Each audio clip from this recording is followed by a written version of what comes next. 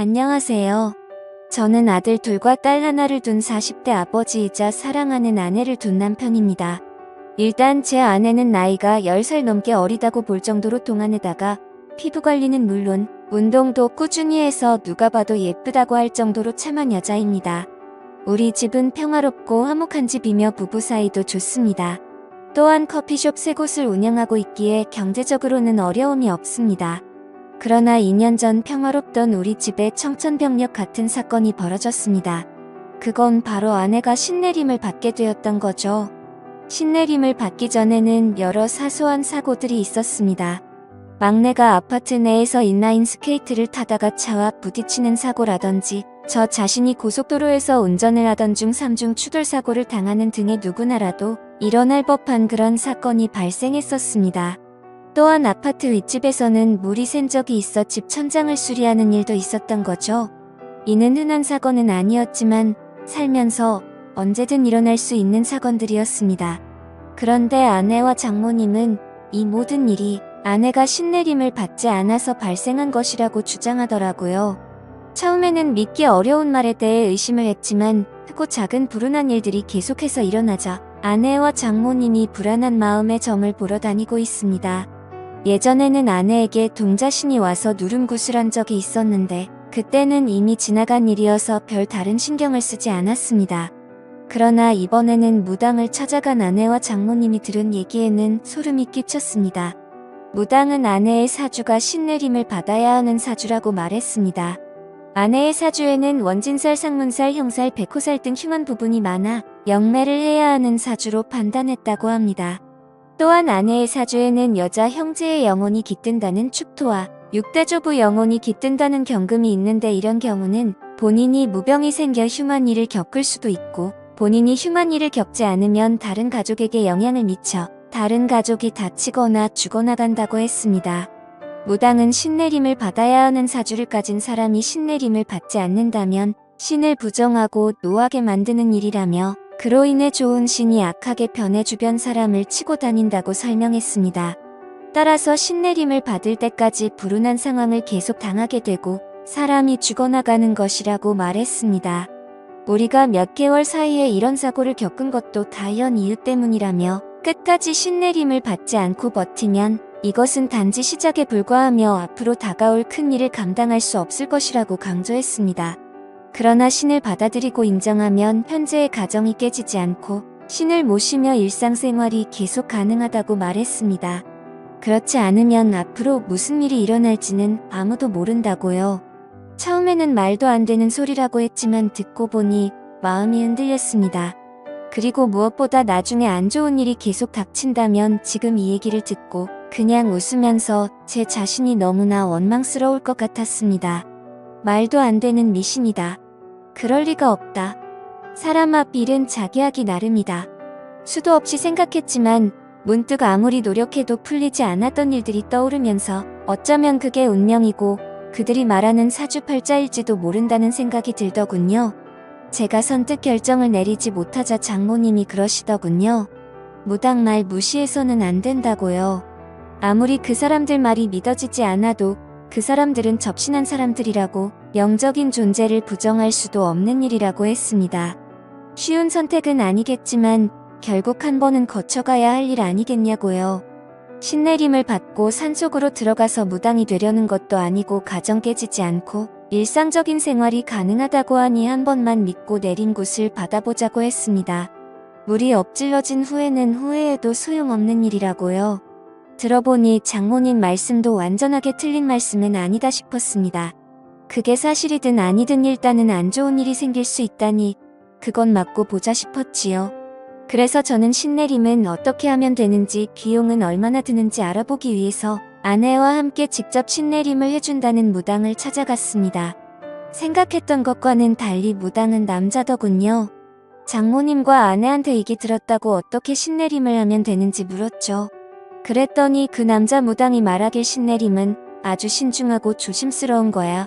신내림을 조금이라도 의심하거나 말도 안 되는 소리라고 하면 부정 타서 잡기가 붙을 수 있으니까 지금부터 영접할 때까지 무조건 입조심 몸조심해. 몸조심을 하라는 것은 두 가지 의미를 가지고 있어. 하나는 몸이 상처가 나지 않도록 조심하라는 것, 하나는 몸을 정갈하게 하라는 것. 신내림 날짜가 정해지면 부부관계는 절대 하지마. 신이 오시려다가 부정이라고 그냥 가버릴 수 있어. 그리고 신내림 굿은 날짜 잡힌다고 바로 할 수 있는 게 아니야. 허주 굿을 먼저 하고 옳은 신이면 받아들이고 옳지 않은 신이면 떨쳐내고 다시 올바른 신을 받아야 하는데, 허주 굿은 한번 진행할 때마다 그리고 내림 굿을 하는 데는 1,500만 원이 들 거야 하더군요. 허주 굿이 뭔지 내림이 뭔지 모르겠지만 일단은 알겠다고 빨리 진행시키고 싶다고 했습니다. 그러면 허주 비용 먼저 선입금 시키고 한 달 후에 몸도 마음도 정갈하게 해서 그때 보자고 하더군요.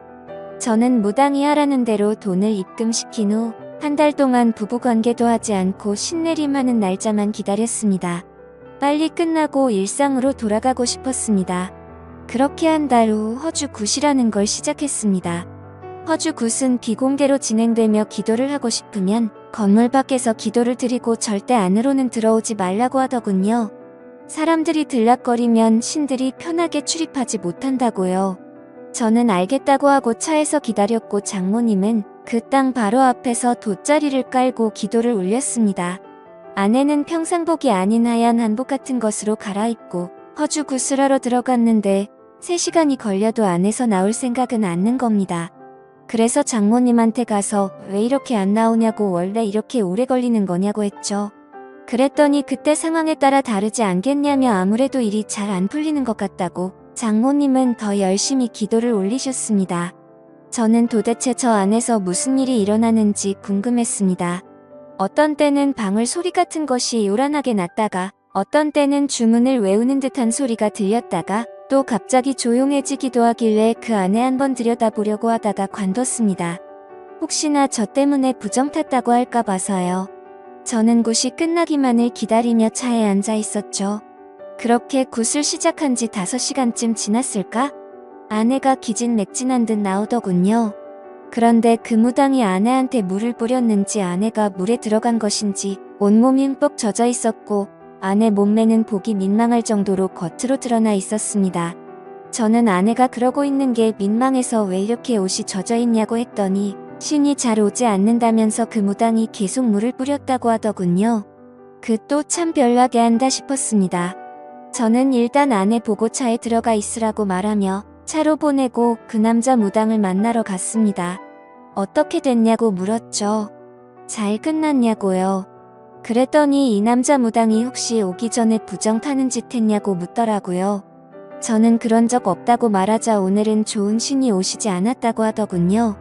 그래서 제가 무슨 소리냐고 시키는 대로 다 했고 한 달간 부부관계도 안 했다고 무슨 부정이 탔느냐고 했죠.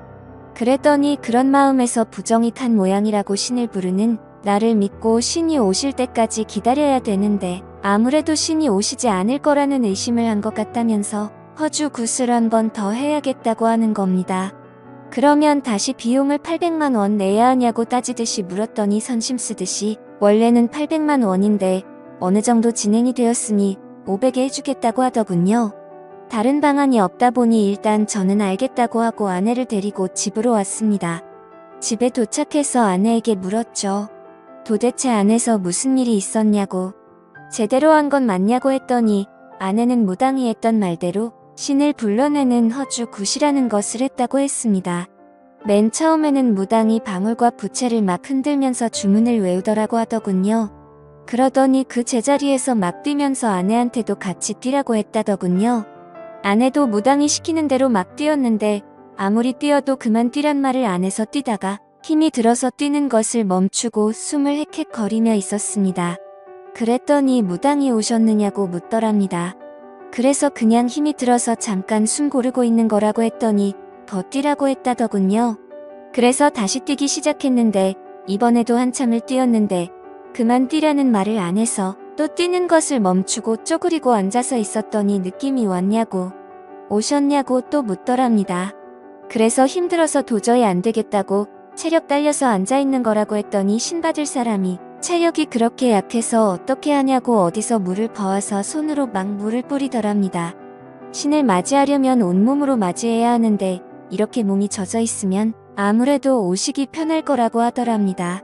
그때 아내는 남자 무당 앞에서 몸매가 드러나는 것이 아무래도 민망해서 두 팔로 몸을 가리고 있으니 가리지 말고 당당하게 서 있으라고 했다더군요. 어깨를 쫙 펴고 있으라고 해서 아내가 시키는 대로 하니 물을 또 막 뿌리면서 아내 주변을 빙빙 돌면서 또 방울을 흔들고 신이 왔는지 봐야 된다며 아내를 가까이서 막 살펴보고 또다시 물을 뿌리고 하더랍니다. 그래서 제가 뭐냐고 제대로 똑바로 하는 거 맞냐고 아무래도 좀 이상한 사람 같다고 했더니 아내가 그럴 리가 없다고 하더군요. 그 사람 진짜 유명한 무당이라면서 전국의 유명한 무당들 다 그 사람한테 신내림 받은 제자라고 했습니다. 그러니 한치의 의심도 하지 말고 일단 믿고 가보자고 했습니다. 그래야 신을 받아도 제대로 된 신내림을 할 수 있지 않겠냐고 하더군요. 굿을 하는 동안 아내가 잠깐 딴 생각을 하니 무당이 바로 그것을 눈치채고 얘기하더랍니다. 나쁜 신을 받으면 집에서 생활하는 것조차 어려울 수 있으니 굿을 하는 동안은 머릿속을 완전히 비우고 생각도 비우라고 했답니다. 그렇게 남자 무당이 제 아내에게 물을 뿌리고 아내를 잡아먹을 듯이 노려보고 또다시 물을 뿌리는 과정을 몇 시간 동안 진행하더니 신이 오신 것 같다고 말했답니다. 그런데 신이 오긴 왔는데 좋은 신이 아니라고 하면서 방울도 흔들고 아내 어깨도 잡고 흔들더랍니다. 나쁜 신은 빠져나가야 된다고요. 그리고는 오늘은 도저히 날이 아니라면서 무당이 오늘까지만 하고 이틀 뒤에 다시 하자고 했답니다. 하는 짓을 보니 아무래도 수상하여서 저는 그만두고 싶었습니다. 그래서 장모님을 찾아뵙고서 이 사람 좀 이상한 것 같다고 아무래도 그만해야 할 것 같다고 하니 이미 신이 한번 왔기 때문에 여기서 그만두면 평생 지옥을 걷듯 고통스런 길을 걷게 된다면서 절대로 그만두면 안 된다고 하시더군요. 다음에는 신이 꼭 오실 거라면서 일이 끝날 때까지 우리는 조용히 믿고 기다리면 된다고 장모님이 사정을 하셨습니다. 저는 엄청 내키지 않았지만 장모님께서 저렇게 부탁을 하시니 한 번만 더 지켜보자 싶어 알겠다고 했죠. 그리고 이틀 뒤 다시 장모님과 함께 아내를 데리고 그 무당이 있는 곳으로 갔습니다. 이번에도 아내는 그 무당이 갈아입으라고 준 옷을 갈아입고 굿을 하는 방으로 들어갔습니다. 이번에도 굿은 비공개로 진행이 된다고 하더군요. 아무도 들어오지 말라고 문 밖에서 기다리라며 온 정성을 들여 기도를 하라고 했습니다. 저보고도 가만히 보고 있지 말고 같이 기도를 올리라고 하더군요. 저는 알았다고 대답만 하고 기도는 올리지 않았습니다. 그렇게 무당은 아내를 데리고 들어가더니 또 방울을 흔들며 큰 소리로 주문을 외우면서 난리 법석을 떨었습니다. 그러다가 방 안이 조용해졌습니다. 또 물을 뿌리고 있는 건가? 물 뿌리고 몸을 흘러보고 있는 건가? 저는 온갖 상상이 다 들었습니다. 장모님은 자리에 앉아서 열심히 손바닥을 비비고 계셨는데 저는 그대로는 도저히 있을 수가 없어서 굿하는 방을 들여다보기 위해서 방 옆으로 나 있는 창문을 들여다봤죠. 방 주변은 대나무로 가려져 있고 흰 창 같은 것을 막 둘러서 안이 잘 보이지는 않았지만 빈틈으로 자세히 들여다보니 방 안의 모습이 조금 보이더군요. 저는 숨을 죽이고 그 안의 모습을 계속 엿보고 있었습니다. 역시나 그 무당은 지난번처럼 바가지에 물을 퍼와서 아내 몸 구석구석 물을 뿌리고 있었습니다. 아내 몸은 이미 물에 젖어서 몸이 적나라하게 드러나 있었고요. 이걸 어떻게 해야 되나? 그만두라고 해야 되나? 머릿속이 복잡해지고 있는데 그 남자는 아내의 몸에 눈을 떼지도 않고 아내 주변을 빙빙 돌고 있었습니다. 그러면서 아내 어깨를 잡고 등을 밀며 어깨는 펴고 가슴을 내밀라고 하더군요. 아내가 시키는 대로 하니 그 남자 무당은 아내 앞에 무릎을 꿇고 앉아서 아예 대놓고 아내 몸 구석구석을 훑어보고 있었습니다. 그러면서 오셨냐고 물었고 아내는 잘 모르겠다고 아무 느낌이 없다고 했습니다. 그랬더니 그 남자 무당은 머릿속을 비우고 마음을 편히 먹으라면서 아내를 어루만지며 손으로 천천히 쓸어내리고 있었습니다. 아내 몸에 손을 대는 걸 보니 정말 미칠 것 같았습니다. 저는 당장이라도 그만두라고 소리치려고 하다가 아무래도 하는 짓이 수상해서 동영상을 찍어두었습니다. 아내가 진짜 신내림을 받아야 하는 사람이라면 이런 식으로 신내림을 받는 게 맞는지 다른 무당한테 가서라도 물어볼 작정이었지요. 저는 잘 보이지도 않는 방 안으로 휴대폰 카메라를 켜서 동영상을 찍고 있는데 갑자기 아내가 소리를 질렀습니다. 저는 놀라서 다시 아내를 자세히 들여다보니 아내가 입은 윗저고리가 벗겨져 어깨를 다 드러내놓고 있었습니다. 그리고는 그 무당은 아내의 어깨 위에 다시 물을 뿌리기 시작하더군요. 그러면서 그 무당은 아내가 입고 있는 한복 치마 저고리에 매듭을 확 풀었습니다. 아내는 너무 놀라서 또 소리를 질렀고 동시에 치마는 흘러내려 버렸죠. 그 순간 너무 열이 받아서 창문을 열고 욕을 했습니다. 하지만 창문은 안에서 잠겨져 있어서 열리지가 않더라고요. 저는 주변에 떨어져 있는 큰 돌멩이를 하나 주워 창문을 깨고 창문 안으로 들어갔습니다. 당장 떨어지라고 소리를 질러버렸고 한바탕 난리가 났습니다. 그리고 먼저 나간 아내도 장모님과 옥신각신하며 밖에서 울고불고 난리가 났더군요. 장모님은 그러면 안 된다고 큰 화를 입게 된다고 저보고 참으라고 했습니다. 저는 생전 처음으로 장모님한테도 소리를 지르며 장모님도 그만하시라고 빨리 차에나 타시라고 했죠. 그랬더니 장모님도 어쩔 수 없이 이 일을 어쩌나 정말 큰일이네 하고 계셨습니다. 저는 아내와 장모님을 집 앞에 내려주고 경찰서로 갔습니다. 그리고 그 남자 무당을 고소했죠. 며칠 뒤 알고 보니 그 남자 무당은 성추행 혐의로 기소되었었습니다. 알고 보니 무당 이 자식 이미 성범죄 전력이 있었습니다. 이거 완전 상습범이더군요. 1년 전에도 신내림을 한다며 여성 신도를 끌어들여서 여성의 옷을 벗기는 등 더러운 짓을 해서 고소됐는데 그때는 기소유예 처분만 받았다고 하더군요. 그런데 정신 못 차리고 또 다시 똑같은 범죄를 저질러 이번에는 아무리 피해자와 합의를 해도 실형을 피하기는 어려울 것이라고 했습니다. 그렇게 그 인간은 재판을 받게 되었는데 징역 5개월에 집행유예 2년을 선고받았고 성폭력 치료 프로그램 40시간 이수에 5년간 신상정보 공개를 하게 되었습니다. 그리고 그 사기꾼 성범죄자한테 들어간 돈은 그대로 회수하였습니다. 그 인간이 선고받은 것을 보고도 장모님은 신내림을 받아야 되는데 받다 말아서 어떻게 하느냐고 앞으로가 걱정이라고 말하더군요. 그래서 제가 장모님한테 저런 사기꾼이 하는 말을 믿냐고. 신내림은 무슨 신내림이냐고. 여자 꼬셔서 어떻게 하려고 하는 더러운 놈이니까 신내림이니 뭐니 그런 말 신경 쓰지 말라고 했죠. 우리 집에 아무 일도 안 일어난다고 말했습니다. 제가 그렇게 열을 올려 열변을 토하듯이 얘기를 하니 장모님은 알겠다고 대답은 했지만 여전히 안절부절 못하시는 것 같았습니다. 그때 그 일이 있고 나서 지금 2년이 지났지만 제가 운영하는 커피 전문점은 여전히 잘 되고 있고 그 무당놈이 얘기한 가시밭길이나 지옥 같은 고통은 아직 전혀 없습니다. 앞으로도 당연히 없을 거라고 생각합니다. 이번 일로 크게 깨달았죠. 그런 말에 현혹되어 무당을 따라 다니면 평생 무당 손에서 놀아나서 무당을 벗어날 수 없게 되고 나중에는 무당의 노예가 된다는 것을요. 그리고 아내한테 얘기했죠.